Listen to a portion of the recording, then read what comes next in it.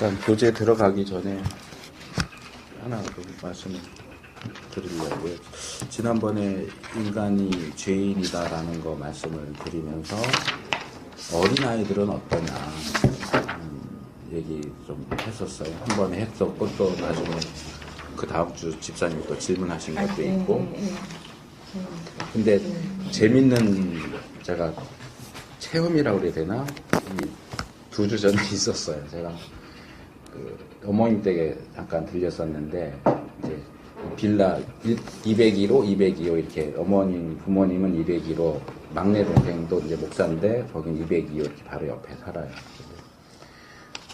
조카 여자애들 저희 형제는 다 딸만 둘이에요. 저도 둘, 둘째도 딸만 둘, 셋째도 딸만 둘. 그래서 이제 데리고 이제 나갔어요. 제가 둘 애들 이제 7살, 5살이래요. 그리고 이제 나가 뭐 먹을래? 그러고 이제 했더니 작은 애가 자기는 조각 케이크를 먹겠대요. 그래서 걔는 이제 그걸 사주고 큰 애는 과자를 먹겠다고 그랬는데 조각 케이크는 3,800원짜리고 이제 큰 애는 미츠 1,000원도 안 되는 거 이제 그걸 골랐어요. 이제 집에 왔는데 보면서 야 이거 둘이 같이 나눠 먹어 이랬더니 작은 애가 갑자기 케이크를 들더니 자기 집으로 가는 거야. 5살짜리가 자기네 집에 가더니 조금 있으니까 왔는데 조각 케이크 이만하면 한 요만큼 남겨온 거야. 요만큼 남겨오더니 이거 언니 거. 그리고 이제 언니 과자를 달래. 이게 하면 이만했고 이만큼 집어서 이제 먹고 또 다 먹으면 또 달라 그러면서 뭐라면 내가 이렇게 많이 줬잖아 언니한테. 내가 언니한테 이렇게 많이 줬는데 왜 언니는 나한테 안 줘? 할머니한테 잃는다. 제가 그걸 보면서 그러니까 이제 엄마나 할머니는 옆에서 이제 보면서 야 왜 동생이 나눠 먹지는데 안 나눠주냐고 이제 큰애를 야단을 치는데 내가 보니까 이건 큰애를 야단치면 안 되는 상황인 거야. 그렇죠. 작은 애가 너무 영악해가지고 협박을 하더라니까요. 제 언니를. 왜 나는 이만큼 많이 줬는데 이제 큰애는 이거 뭐 블루베리 케이크인데 나는 블루베리 좋아하지도 않고 너 나 그거 안 먹는 거 알잖아. 그러니까 먹지도 않을 걸 요만큼 갖다 주고 나는 이만큼 많이 줬는데 왜 언니는 날 안 줘? 잃을 거야. 이러면서 계속 협박을 하면서 계속 그걸 뜯어 먹는 거야. 야, 참 어린애인데 누가 가르쳐 준 것도 아닌데 누가 그렇게 하라고 가르쳐 준 것도 아닌데. 그러니까 이게 아이들 제가 그때 얘기할 때 이 아이들이 어른이 볼 때 힘이 약하고 이 미쳐지는 파급 효과가 적기 때문에 죄를 안 짓는 것처럼 보일 뿐이지 사실은 그 세계 안에서는 얼마든지 이 죄된 행위들이 행해진다는 거죠. 그래서 이 인간이 죄인이라고 하는 부분들은 그러니까 사실은 굉장히 중요해요. 복음도 중요하고 구원도 중요한데 그 기초가 되는 게 인간이 죄인이라고 하는 사실이에요. 그리고 내가 죄인이라는 사실. 그러니까 내가 죄인이라는 사실을 얼마만큼 깨닫느냐가 하나님의 은혜를 깨닫는 정도와 비례해요. 내가 죄인인 것을 많이 깨달을수록 하나님의 은혜가 얼마나 큰 건가를 그걸 더 내가 죄인이라는 생각이 조금밖에 없으면 하나님이 나한테 주신 은혜도 별거 아닌 것처럼 여겨져요. 근데 내가 정말 큰 죄인인 걸 깨달으면 하나님이 주신 은혜가 정말 크구나라는 걸 깨달아요. 한 20년 정도 된 것 같은데 제가 이제 나름대로 기도하고 묵상하면서 깨달은 거고 이제 어디 교회 이제 청년회 구임하면서 첫 설교하면서 제가 그 질문을 했어요. 똑같은 질문을 좀 하고 싶은데 여러분이 얼마만큼 죄인이라고 생각하세요? 얼마만큼? 이 얼마만큼이 애매하니까 수치로 해봐요. 자, 일단 기본 한 100으로 잡으면 얼마만큼 죄인일 거라고 생각하세요, 박 집사님? 제가 바라보려고 제일 100이요. 100이요? 100에서 시작해서 떨어져. 김 집사님. 솔직히 수치료는 지금 당장은 제가 솔직히 말씀은 뭐- 솔직히 하셔야 돼요. 아니, 예, 솔직히. 그러니까 정답은 100%겠죠. 근데 네. 솔직히 생각해 보지 않았어요. 그러니까 지금 생각해 보시라고요. 생각하고 있었는데. 좀 더 생각해 보세요. 목사님. 죄라고 말씀하셨는데요. 하나님 앞에서 내가 어떤 존재인가를 깨달았어요. 얼만큼. 얼마큼요? 그러니까 이 나라는 존재가 하나님 앞에서 진짜 이 먼지보다도 못한 아무것도 아닌 존재인데 그 나의 죄는 그냥 100인데 얼만큼. 100 기준으로 하면 100이죠. 내가 100으로 했기 때문에 다 100으로 지었어. 100이죠. 유홍 형제. 근데 저는 이제 따지면 100인데요. 전 죄인을 깨닫고요. 깨닫고 이거 정말 하찮은 난 정말 죄인이구나. 그걸 알면서도요. 그 순간 했다가 또 기억이 됐다가 또 어느 순간에 또 세워지고. 네네. 세워지고.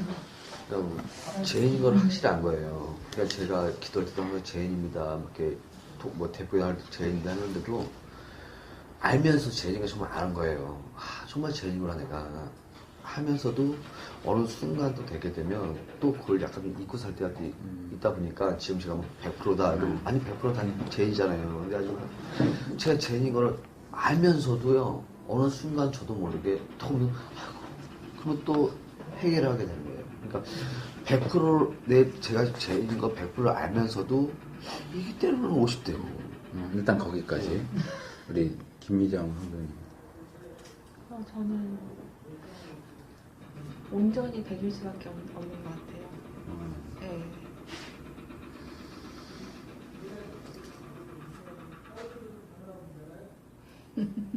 정답은요. 예전엔- 정답은요. 우리는 정답 얘기하기 전에 이거부터 얘기해요. 제가 찾은 정답. 그러니까 그 정답을 얘기하기 전에 지금 뭐 제가 100 했더니 이제 100 하신 분 얘기를 안 들었는데 뭐 안 들어도 상관없어요. 근데 네. 저는 솔직히 네. 그 프로테이즈로 지금 말을 못 하겠어요, 네. 목사님. 솔직히. 여러분들이 제시한 숫자가 최대치라고 생각하지 않아요. 저는. 그게 100을 최대치로 생각하고 말씀드린 거예요. 100으로 잡았잖아요. 한계점이요. 만약에 그 한계점이 어기다 하면은 어기면 그만큼 죄인이라는 그러니까 거죠. 제가 낸 질문에 트릭이 있어요. 그럼 지금 말씀하시죠. 트릭이 있어요. 그럼 100 플러스 알파라고 그랬어요. 제가 저를 들여다보면서 생각을 한 건 뭐냐 하면 100이라고 하면 난 한 20 정도? 그러니까 한 20여 년 전에 제가 생각했던 걸 말씀을 드리는 거예요. 한 20 정도. 근데 사실은 내 마음은 20도 아니야. 한 10 정도인데 많이 써준 거야. 왜냐면 겸손하게 보여야 되니까. 물론 나 스스로 생각하는 거지만 나는 사실 내가 100이라고 하면 10 정도 죄인일 거라고 생각하는데 표현은 20 정도 좀 더 써서 20 정도 이렇게 표현을 했단 말이에요. 그래서 이렇게 살다 보면 어떤 사건이 나한테 일어나요. 어떤 사람과의 또는 일과의 그렇게 하면 나는 원래는 10인데 그래도 많이 써서 20이라고 했는데 그 사건을 경험하면 20이 아니고 30이구나 라는 걸 깨달아요. 근데 이 30도 또 살다 보면 이게 계속 올라가. 그래서 제가 내린 결론은 이거예요. 나는 항상 내가 생각하는 것보다 더 많이 죄인이다. 100 그러면 이제 제가 최대한 한도를 100으로 한 것 같은데 사실은 아니에요. 100, 근데 이 200, 질문은- 300 아까 그래서 제가 질문에 트릭이 있다고 그래서 말씀을 드린 거예요. 왜냐면 우리가 어차피 지금 말씀대로 저도 그렇게 생각 안 했을 때는 네. 그렇게 겸손하게 네. 그렇게 했지. 왜냐하면 세상적으로 봤을 때 나는 도둑질하지 않았고 그렇죠. 뭐 하지 네. 않았고 막 이렇게 따지고 보면 하나님 나 그래도 잘하고 있는 거 아니에요? 그래도 괜찮은 네. 사람이잖아요. 근데 네. 이제 이게 점점 이제 혼도 나고 이렇게 성장해 보니 네. 완전한 건 없는 것 같아요. 그렇죠. 예. 다만 온전하게 살려고 노력할 뿐인 거지. 말씀대로 교수님은 20에서 10밖에 안 올라가지만 30, 저는 갑자기 100으로 올라가거든요. 그러니까 그런 걸 항상 이렇게 놓지 않으면 못할 것 같아요. 그래서 그러니까 그거는 네. 제 또 나는 또 어마어마하게 한번 경험을 했기 때문에 너무너무 무섭게 혼났었거든요. 그거를 느끼고 나서는 정말 낮아졌어요. 근데도 이렇게 관계 낮아졌다고 생각하는데 또 그쵸. 살다 보면 내가 그게 아니야 또. 막 내가 나오는 거지만 네. 그래도 많이 죽은 거예요. 그러면서 이제 제가 보기에는 이게 이제 계속 신앙의 어떤 성숙도라든지 하나님을 알아가면서 내가 비워지면서 이게 이제 채워지는 거 아닌가. 예. 그래서 늘 완전하지가 않죠. 내가 막말로 남의 거 훔치지도 않았지만 시기질도 했었고요. 누구를 정말 실질적으로 육체적으로 죽이진 않았지만 저거 확 죽여버리고 속으로 했거든요. 사드지도 적었어요. 저는 그 정도는 안 해요. 저 누가 얘기했잖아요. 욱한다고. 굉장히 저 욱하시네요. 사람이 미워서 나름대로 내 편을 만들려고 막 이렇게 워낙 똑똑하니까 이 모든 거 알고 봤더니 다 죄를 저질렀더라고요. 내가 다만 행하지 않았을 뿐이지. 이것도 죄잖아요. 예. 그러니까 저는 당연히 그럼 100을 주셨으니까 100인 거고 만약에 얘를 어그러서 어긴 거고 만약에 그걸 안 주셨으면 대답을 못했죠. 항상 그 최대치보다 그 어마어마하니까. 이상이에요. 그러니까요. 이제 교수님 패턴을 알았으니까 정답을 맞춰 플러스 알파를 꼭 해줘야 돼. 그래서 제가 그때 그 생각하면서 답을 2개를 걸었어요. 하나는 나는 항상 내가 생각하는 것보다 훨씬 더 악한 존재구나. 또 하나는 하나님은 참 자비로우신 분이시다. 그러니까 이거는 뭐 그때도 제가 목사였으니까 목사로서 또는 그리스도인으로서 하면 안 되는 발언이긴 한데 이제 그 과정 속에서 하나님 왜 자비로우시냐? 내가 얼마나 죄인인가 하는 것을 하나님은 너무나 자비로우셔서 단계별로 보여주신다. 만약에 하나님 내가 얼만큼 죄인인지를 한 번에 꽝 보여주시면 난 자살해야 돼.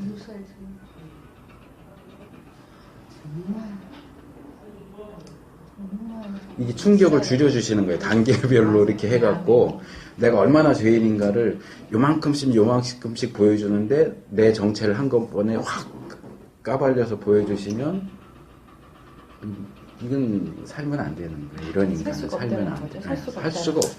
살 자격이 없는 거예요. 그런 점에서 우리의 어떤 일평생은 지난번에도 칭의, 성화, 영화 이렇게 했잖아요. 이 성화 과정일 수밖에 없는 거고 이 땅에서 영화에 도달한다는 건 불가능한 일이고요.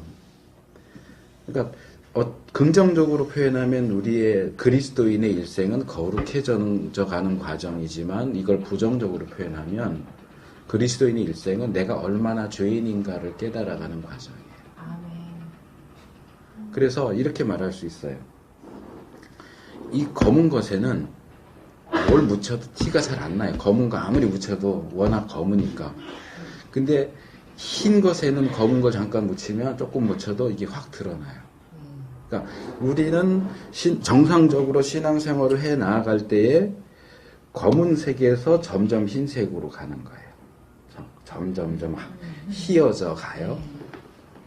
근데 보면 우리가 볼 때 뭐 예를 들면 성 프란시스코 같은 사람들 보면 그 사람들은 정말 하얄 것 같잖아요. 우리는 좀 꼬맣고 꼬뭇꼬뭇하고. 근데 보면 그런 사람들은 나는 이만큼 죄인이라고 말하는 것보다 자기들은 훨씬 더 죄인이라고 말한단 말이에요. 왜요? 뭐 대표적으로 바울이 그러잖아요. 나는 죄인 중에 괴수다. 그 바울이 죄인 중에 괴수면 우리는 뭘까요? 그게 참 애매해요. 난 죄인 중에 쫄따구다 그러면은 난 죄가 별로 없다는 얘기가 된단 말이에요. 근데 그러니까 과연 바울보다 죄가 더 적을까요? 더 많죠. 그럼 나는 죄인 중에 왕괴수인가요? 이게 좀 애매해진다고요. 그런 개념이. 근데 그게 지금 제가 말씀드린 대로 검은 데서 흰 데로 옮겨가는 과정에서 나타나는 현상이에요. 이전에는 검었을 때는 검은 게 많아도 별로 검은지 몰라.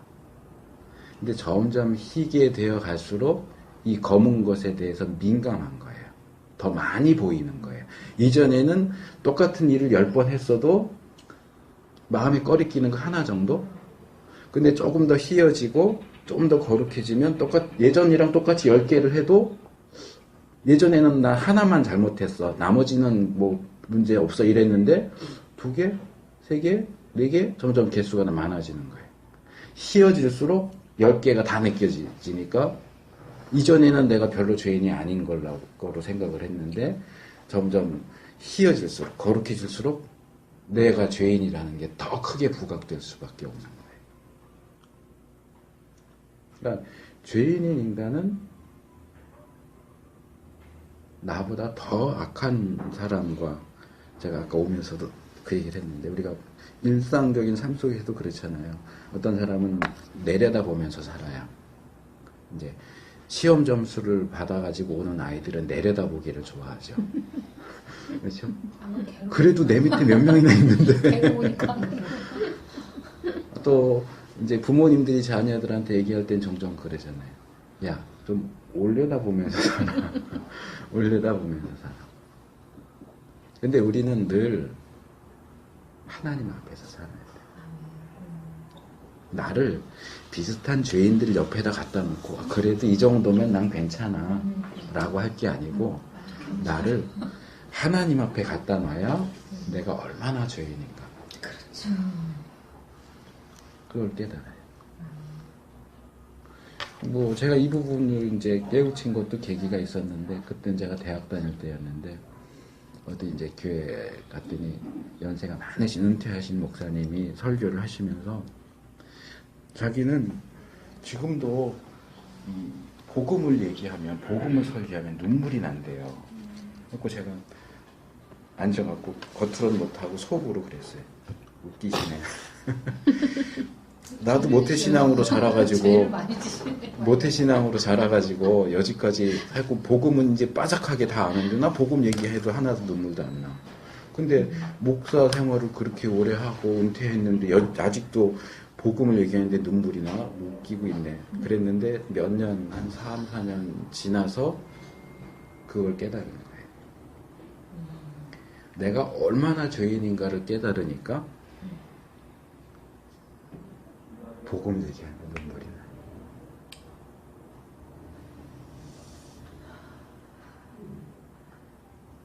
무지한 영들을 빨리 깨워야 되는데. 예수님이 나 같은 죄인을 위해서 죽으셨다는 게 너무 감사한 거예요.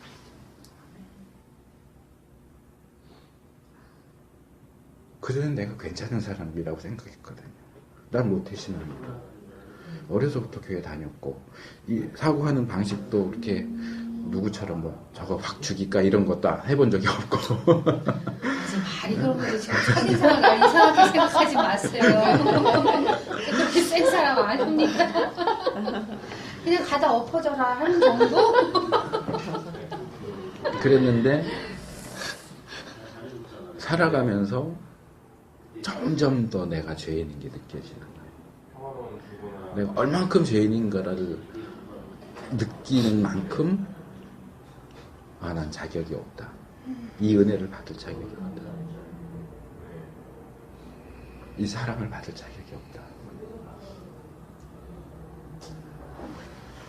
근데 아까 이제 유용재가 잠깐 얘기하던 게 제가 중간에 끊긴 했는데 근데 우리가 그걸 잊는 거예요. 자꾸 살면서 내가 죄인인 걸 자꾸 잊어요. 그리고 내가 잘난 줄 알아요.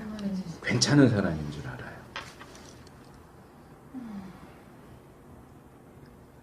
그래서 여기서 이제 추천 도서가 하나 들어갔는데 앤드류 머레이 머리라고도 하고 머레이도 그러고 하는 앤드류 머레이가 쓴 겸손이라는 책이 있어요. 저번에 말씀하신 건가? 여기 안개가 여기 없는데. 학습할 때. 아 그래요? 네, 성신대 출판부에서 나온 건데. 어디? 성신대학교 출판부에서 그렇게 큰 책은 아닌데 꼭 보세요.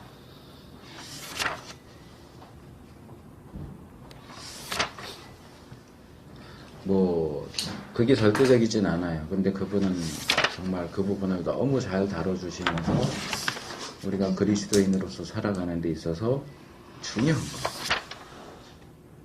제가 지금 정확히 하도 읽은 지가 오래돼서 제가 대학 때쯤 읽은 거라서 인책 없는 거 아니에요?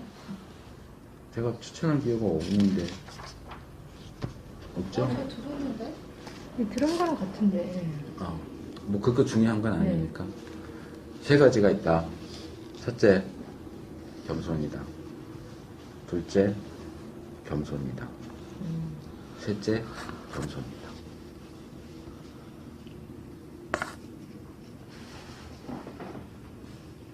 그러니까 이제 그렇게 표현하면 겸손인 거고 저는 이렇게 표현하고 싶어요. 늘 하나님 앞에 있어야 돼요. 이사야 6장에 보면 성전에서 하나님을 뵙잖아요. 그게 환상인지 아닌지는 모르겠지만 첫 번째 보이는 반응이 뭐예요? 화로다 나요. 나는 입술이 부정한 자, 부정한 백성들 가운데 있다. 하나님이 나타나셔서 야 너 죄인이야 그러시는 게 아니에요. 하나님 아무것도 안 하세요. 그냥 계세요. 그런데 그 하나님 앞에 가면 내가 죄인이라고 계시다. 근데 잘났다고 떠들고 활개치고 다니는 사람들은 뭐예요? 하나님 앞에 있지 않는 거예요. 도토리 키재기 식으로 그냥 고만고만한 사람들하고 비교하면서 나는 잘났어. 난 이 정도면 괜찮아. 사람이 살면서 어떤 일을 하면 하나님의 앞에 가서 자랑스러울 수 있을까요? 아무것도 없어요.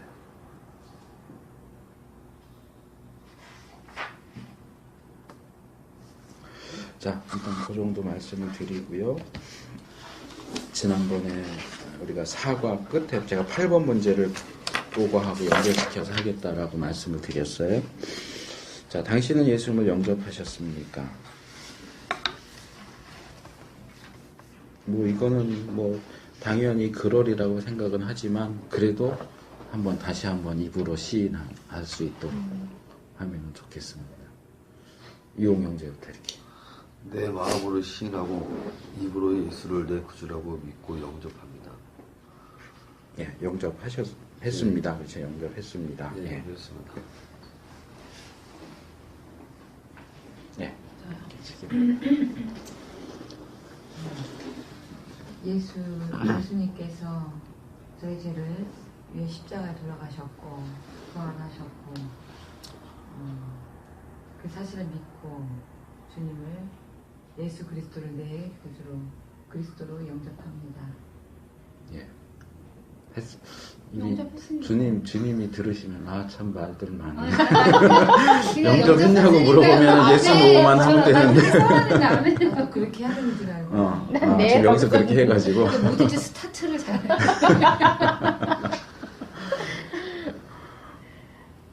예. 네, 아멘입니다. 예.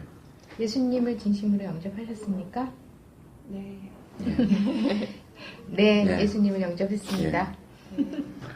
자, 뭐 이 부분은 그냥 뭐 확인차 한 거고요. 이제 그 다음 질문이 이게 보통 내비게이터 선교회나 또는 CCC 사역리에서도 꼭 이 질문으로 넘어가요. 그러면 예수님이 지금 어디에 계십니까? 그렇죠. 내 안에. 그것을 이제 원하는 거죠. 네. 우리가 이제 요한계시록 3장 20절 문을 두드리시고 문을 여는 걸로 했으니까 문 밖에 계시다가 열어드렸으니까 영접했으니까 내 안에 계시다.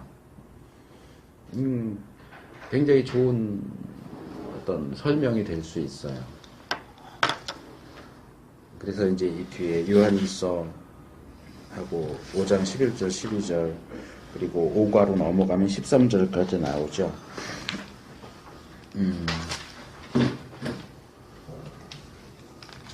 한번 볼까요? 여기 같이 읽어볼까요? 요한일서 5장 11절 12절 써있죠. 거기 시작. 또 증거는 이것이니 하나님이 우리에게 영생을 주신 것과 이 생명이 그의 아들 안에 있는 그것이니라.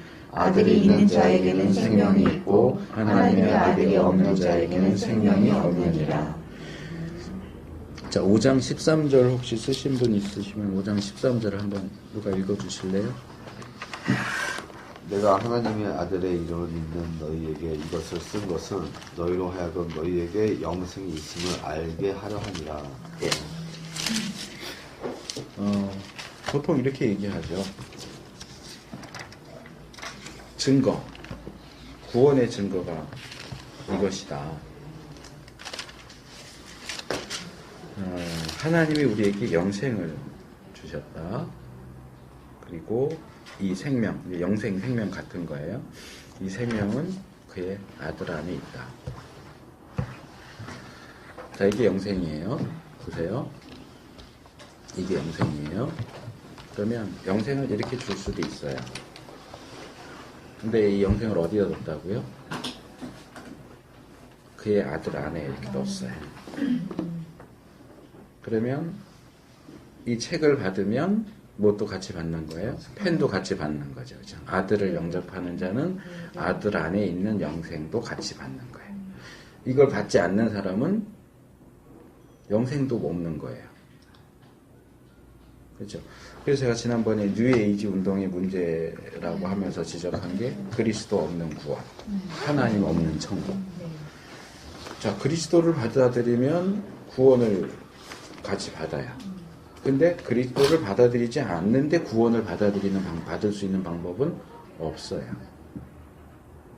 그리스도를 받았다면 예수님은 믿는데 구원은 모르겠어, 영생은 모르겠어. 이것도 불가능해요. 왜냐하면 우리가 영접한 그리스도 안에 영생이 있습니다. 그래서 아들이 있는 자에게는 생명이 있다. 하나님의 아들이 없는 자에게는 생명이 없다.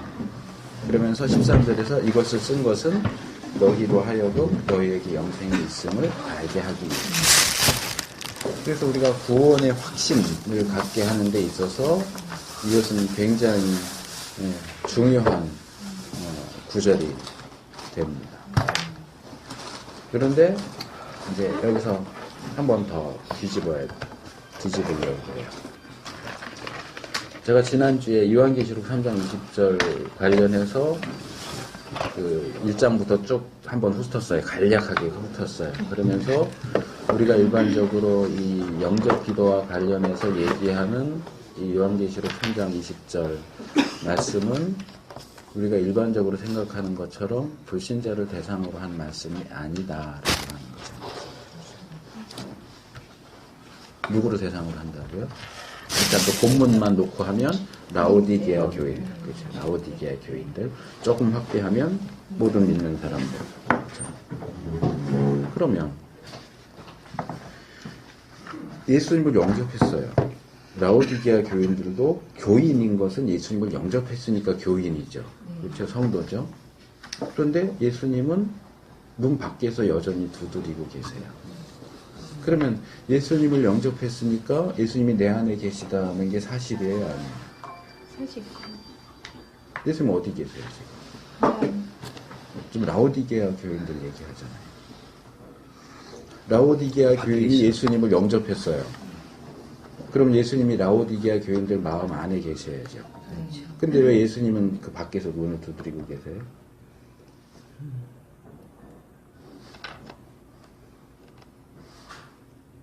둘 중에 하나죠. 영접하지 않았던가, 영접해서 들어오셨다가 다시 나가셨던가. 다 할 수 있어요? 나갈 수 있어요. 어떻게 생각하세요? 안 들어간 걸로 생각해요. 들어왔다고 둘 다 맞는 것 같은데. 둘 다 아닌 것 같아요. 두 번째인가요? 나가셨나? 박 집사님보다 제 패턴을 더 빨리 파악하셨나봐요. 공부를 많이 하셨잖아요. 네? 공부를 많이 하셨어요. 공부를 많이 해서. 나 지금 이해 못해요. 이 상황. 그 전에도 정신이 그 없어요. 전에도 너무 못 바빠가지고. 있었습니다. 그 전에도 못 있었습니다. 저는 무슨 일이 있었는데? 트리. 오늘 무슨 말씀하시고 네. 그러니까 우리가 어떤 문제가 제시될 때 답이 하나라고 이렇게 확정지어서 하지 않도록 조심하는 게 필요해요. 케이스가 여러 가지가 있죠. 그러니까 라오디게아 교인은 그럼 다 구원받았을까? 몰라요. 지금 현재적으로 얘기해봐요. 어디 교회가 있어요? 여기 뭐 강서구 화곡동에 교회가 하나 있어요. 그럼 그 교회 출석하는 사람들은 다 구원받았을까요? 몰라요. 그거는. 근데 그 교회 출석하는 사람들은 다 예수님 믿는다고 하면서 교회를 다니는 거 아니에요. 네. 그래서 제가 지난주에 그 말씀을 드린 거예요. 그럼 세례 받으면 다 구원받느냐? 영접 기도하면 다 구원받느냐? 100%라고 말할 수 없어요. 중요한 건 로마서 10장에서 우리가 본 것처럼 마음으로 믿어 입으로 시인하는 게 중요한 거예요. 문제는 마음으로 안 믿는데 입으로 시인하는 게 가능하다는 거죠. 그래서 제가 콘스탄틴 시대를 얘기를 한 거예요. 정말 예수님을 믿고 예수님에 대한 그 믿음으로 나는 죽어도 예수님을 믿겠다. 순교한다고 날 잡았다 죽여도 난 예수님을 믿겠다 해서 믿는 사람들이 있는가 하면 교회 나가니까 뭐 준대 해가지고 그거 받아 먹으려고 마음으로는 믿어지지도 않는데 나 믿어요 하는 사람도 있다는 거죠. 근데 우리로서는 그걸 판단할 수가 없어요. 왜냐하면 입으로 시인하는 말만 우리가 들을 수 있는 거지 그 마음속이 어떤지는 우리는 몰라요. 추측은 할 수 있겠지만 그건 추측이지 정확하지 않단 말이에요. 그건 하나님만 아세요. 그러니까 믿어요 그러면은 목사는 믿는다고 고백하는 사람에게 세례를 줄 수밖에 없어요. 근데 그 세례가 정말 믿음에서부터 시작돼서 받는 세례일 수도 있지만 아닐 수도 있기 때문에 겉으로 드러나는 시인하는 말, 영접기도 겉으로 드러나는 세례만으로 이 사람은 확실히 구원받았습니다 라고 말하기 어려워진다는 거죠. 그러면 라오디게아 교회는 분명히 라오디게아 교회에 편지하노니 그랬단 말이에요. 그럼 라오디게아 교회고 거기 소속되어 있는 사람은 라오디게아 교회 교인 내지는 성도란 말이에요. 그런데도 불구하고 성도라고 부르시는데 예수님은 그 성도들 속에 안에 계신 게 아니고 밖에서 문을 두드리고 계세요. 이게 어떻게 된 일이냐. 그 중에는 입으로는 시인했는데 마음으로 안 믿은 사람도 있겠죠. 그리고 믿었는데도 불구하고 예수님이 밖에서 문을 두드리셔야 하는 그런 종류의 사람도 있을 거예요. 근데 이제 그런 종류의 사람, 그러니까 들어오셨는데 이걸 들어왔다 나갔다라고 표현하기는 좀 애매하지만 어쨌든 이 사람들은 예수님 영접한 게 맞는데 지금 현재 예수님이 문 밖에서 두드리시니까 나갔다고 볼 수밖에 없는 거잖아요. 그런 케이스에 속한 사람들을 우리가 어떻게 봐야 되겠느냐. 거기서 가장 손쉬운 답변이 제가 지난주에 글이었던 거고 저 사형님 갖고 오셨는데 사형님에 나오는 육적인 그리스도인인 거예요. 근데 그게 정확한 해답은 아니에요. 육적인 그리스도인도 그리스도가 그 안에 들어와 계시는 걸로 그려져 있으니까. 종류가 필요해요. 같은 거예요. 이게 원래 나온 거고요. 이게 이제 아마 최신판으로 나온 거. 근데 내용은 똑같을걸요? 네, 하나 만화 이 두 장씩이 하나는 만화 버전이에요. 만화. 어떤 게 먼저 나온 거예요? 이거요. 글로 된 게 이게 먼저예요. 먼저. 이거 원래 손바닥만 했는데 예, 커졌더라고요. 요즘에. 감사합니다. 제공해 주셔서 개정판으로 나왔네. 드릴까요? 아니요. 감사합니다. 그래서 이제 이런 부류의 사람들을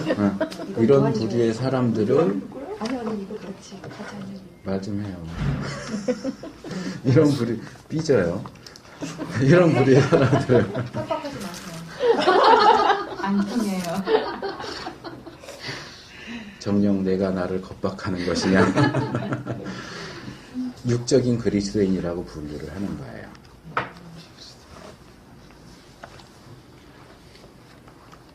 원래 여기 카피가 되면 제가 카피해서 이 두 권을 드리려고 했던 게 이게 지금 서점에서 구할 수가 없어요. 없어요, 더 이상. 그래서 이제 카피할 건데 이 제가 세이비어십 살베이션, 로드십 살베이션 지난번에 말씀을 드렸어요. 이건 둘 다 로드십 살베이션을 주장하는 거고요. 이쪽에서는 그런 육적인 그리스도인을 이렇게 부르는 거예요. 그건 가짜라고요.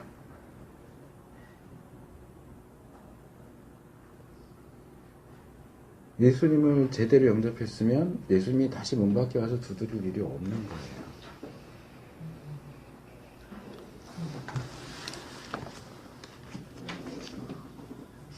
그래서 이제 원래는 이제 이거 여기 카피가 되면 오늘 나눠드리고 지금 오늘 제가 이 5과를 끝내려고 그래요. 끝내고 지난번에 말씀드린 것처럼 일단 제가 우리가 교재 3권을 제가 생각을 했고 한 권 끝날 때마다 뭐 이렇게 좀 쉬는 건 아니지만 뭔가 했으면 좋겠다 이제 그렇게 말씀을 드렸었는데 그래서 다음 주는 이 책들을 할까 아니면 관련된 다른 것 교재 다음 교재 들어가기 전에 뭔가 다른 거를 좀 다룰까 일단 이거 읽어오시고 할까 그랬는데 지금 카피가 안 돼가지고 이건 아마 다음 주에 나눠드려야 될 것 같아요. 중간 중에 카피를 해가지고 뭐 제본을 뜨든지. 제만 띄우고. 네. 그래서 그리고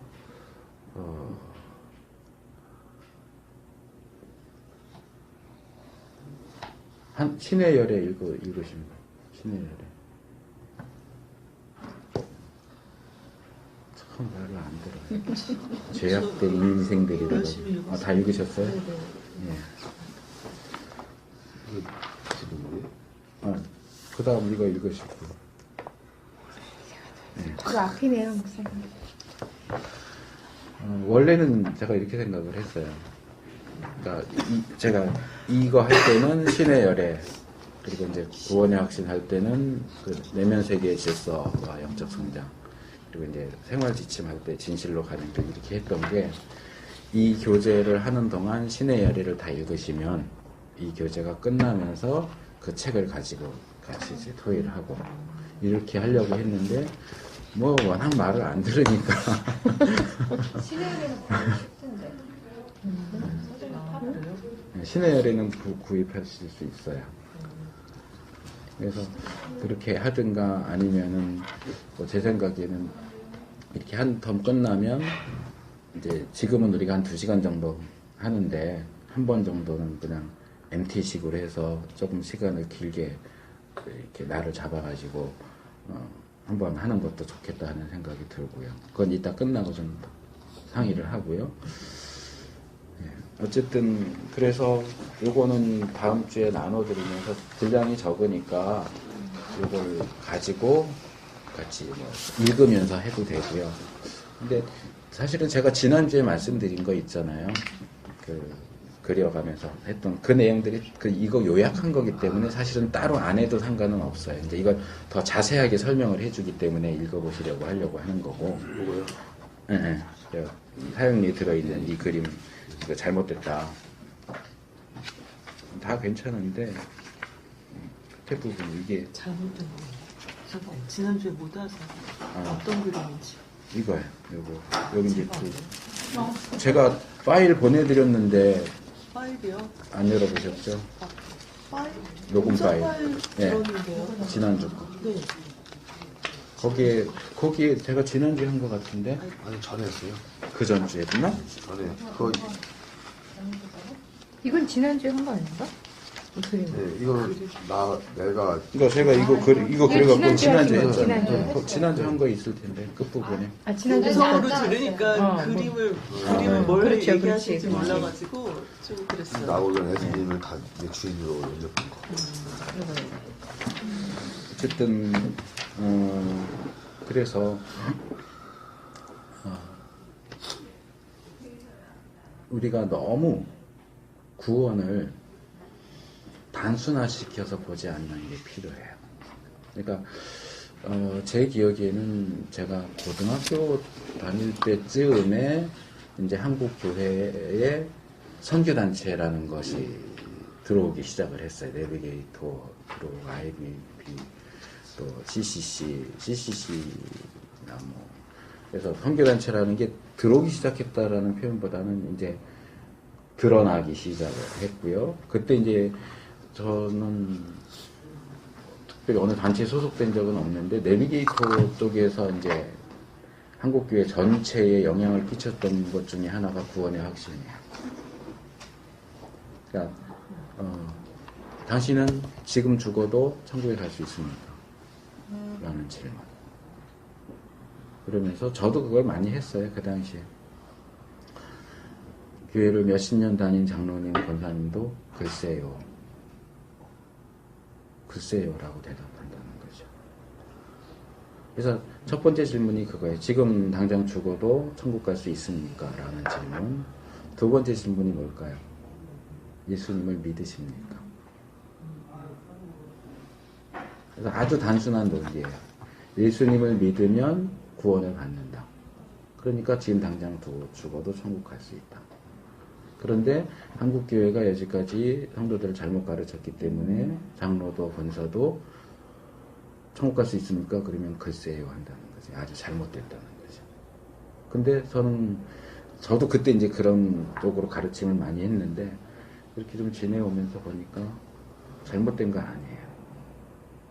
오히려 이 선교단체에서 너무 극단적으로 단순화시켰어요.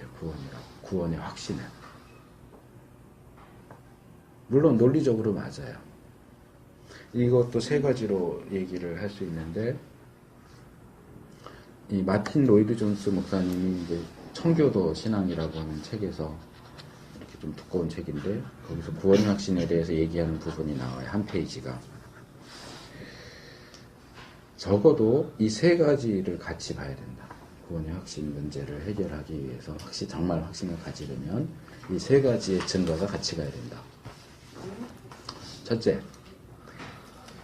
가장 쉽고 간단한 방법, 선교단체에서 현재 사용하고 있는 방법.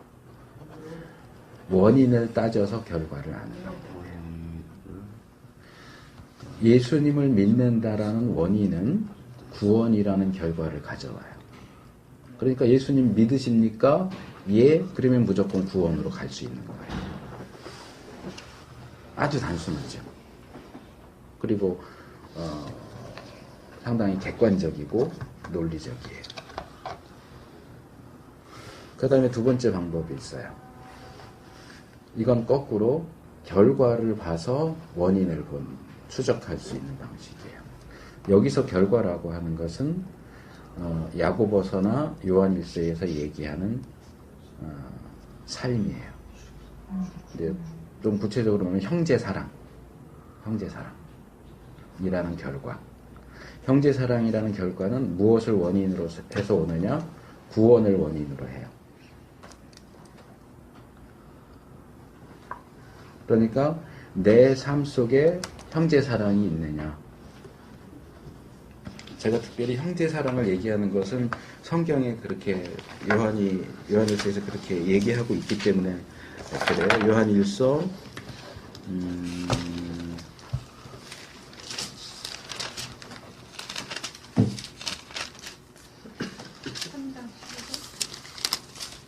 3장 여기 워낙 많이 있어가지고 3장 14절 15절 우리가 형제를 사랑함으로 사망에서 옮겨 생명으로 들어가는 줄을 알거니. 사망에서 옮겨 생명으로 들어가는 게 구원이잖아요. 내가 구원받았는지를 알 수 있는 판단 기준이 뭐라고요? 형제를 사랑하는 거예요. 구원받은 자는 형제를 사랑해요. 형제를 사랑하지 않는 자는 구원받지 않았기 때문이에요. 그 수십 년을 믿으신 장로님, 권사님들이 글쎄요라고 대답할 수밖에 없었던 건 바로 이 두 번째 문제 때문이에요. 예수님 믿는 건 맞아요. 믿는데 내 삶을 보면 그렇지 못한 부분이 있다는 거죠. 그러니까 아니오는 아니고 아니요도 아니고 그래요도 아니고 글쎄요일 수밖에 없는 거예요. 근데 이게 같은 기준으로 적용해야 되는데 기존의 선교단체는 이 두 번째 기준은 아예 불필요한 것처럼 만들어버리고 첫 번째 기준만으로 구원의 확신을 확신할 수 있다라고 주장하니까 문제가 있다는 거죠. 그러니까 예수를 믿으면 구원을 받아요. 근데 구원 받은 자는 형제를 사랑해요. 근데 예수는 믿었는데 형제는 사랑하지 않아요. 그럼 이런 경우에 구원에 대해서 뭐 어떻게 얘기할 수 있냐는 거죠. 그러니까 예수 믿는다? 그러니까 구원 받았다에 대해서는 우리가 간단하게 예스라고 말할 수 있어요. 그런데 구원 받았다, 형제를 사랑한다에 대해서는 간단하게 예스라고 대답할 수 있는 사람은 아무도 없어요. 그렇다고 노우라고 말하기도 어렵고, 그러니까 대부분 글쎄요라고 답할 수밖에 없는 거예요. 그거를 비난하면 안 돼요. 또 하나 있어요. 로마서 8장이에요. 근데 이거는 거의 사용되지가 않아요. 로마서 8장 16절. 성령이 친히 우리 영으로 더불어 우리가 하나님의 자녀인 것을 증거하시나니. 이거 뭐예요? 성령의 증거예요. 성령님께서 우리 안에서 우리의 영혼과 함께 내가 구원받은 하나님의 자녀다라고 하는 사실을 증거해 주세요. 근데 문제는 이것은 100% 주관적이라는 거예요. 이건 설명이 안 돼요. 증명할 수가 없어요. 그냥 성령님이 나에게 주신 확신이에요. 그러니까 너 죽어도 구원 받아? 예. 어째서? 설명해봐. 설명할 수가 없어요. 그냥 내 안에 확신이 있는 거예요. 성령님이 주시는 확신. 이걸 어떻게 객관화시켜서 사용해요? 객관화시켜서 사용할 수가 없어요. 그러니까 구원의 확신 얘기할 때 이 부분을 얘기하는 경우는 거의 없어요.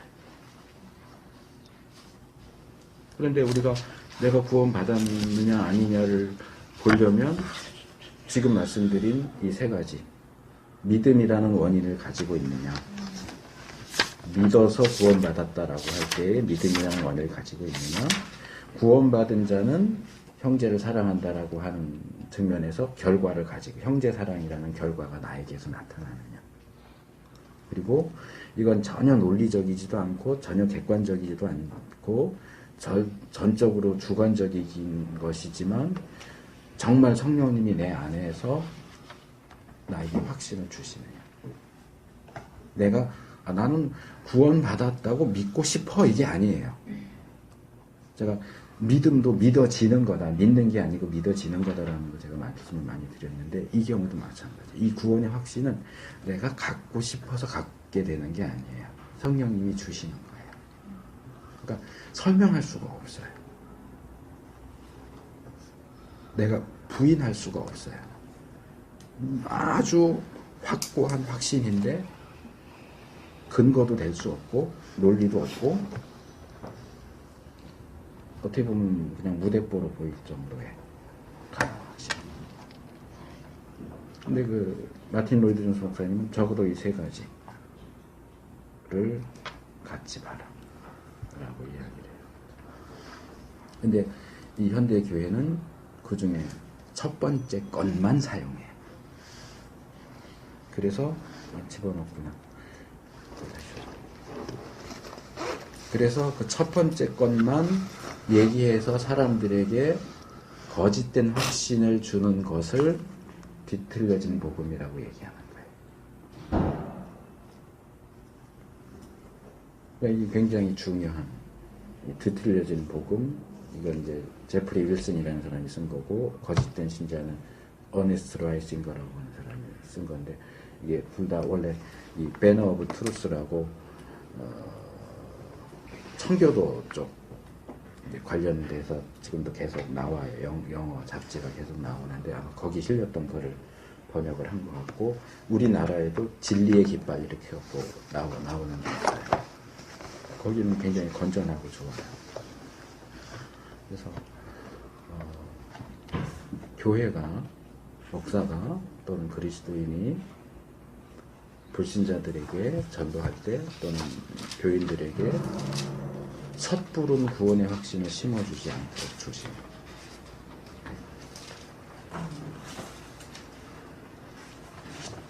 그러니까 라오디게아 교인의 문제 중에 하나는 그거예요. 근데 이제 균형을 잡기 위해서 한 가지를 더 말씀을 드리면 고린도 교회를 생각을 할 수 있어요. 고린도 전서 후서를 보세요. 거기 얼마나 많은 죄악들이 나와요. 그런 죄악들을 범하는 사람들을 과연 그리스도인이라고 할 수 있을까?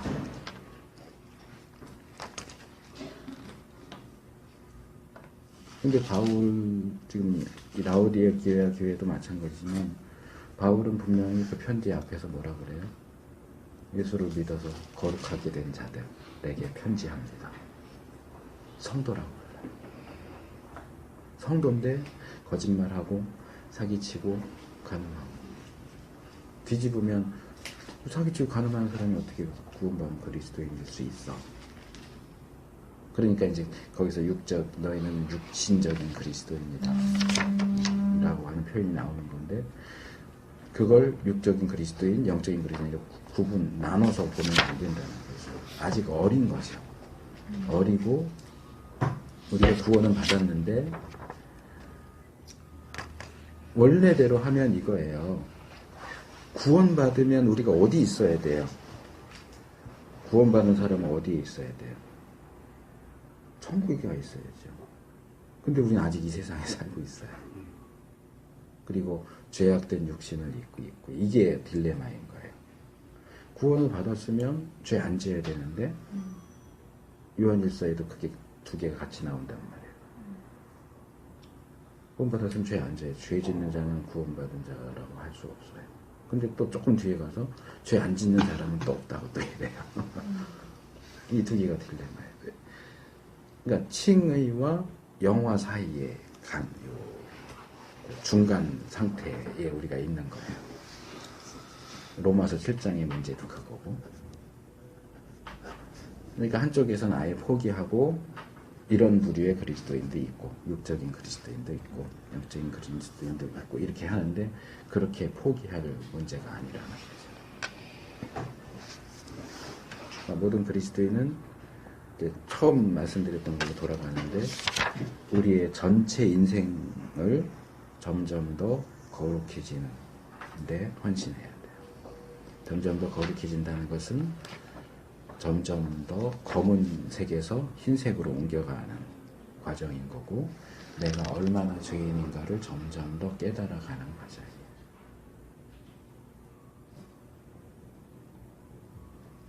그럼에도 불구하고 우리는 여기서 예수님을 우리의 주님으로 영접한 사람은 일단은 구원받았다라고 봐야 합니다.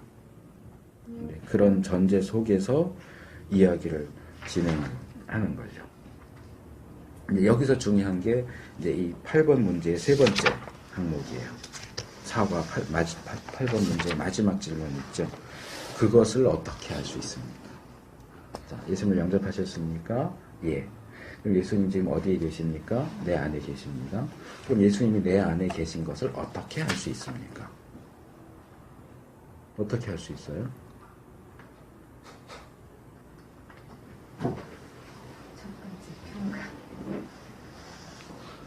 그 부분에서 도움을 주는 게 사역이에요. 내 주인이었어.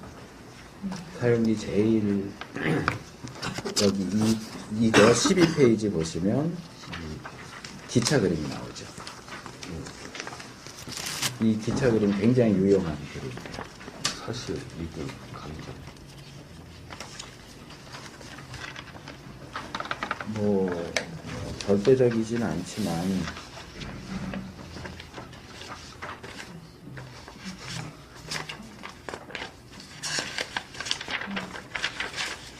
기차로 그릴 수도 있고요.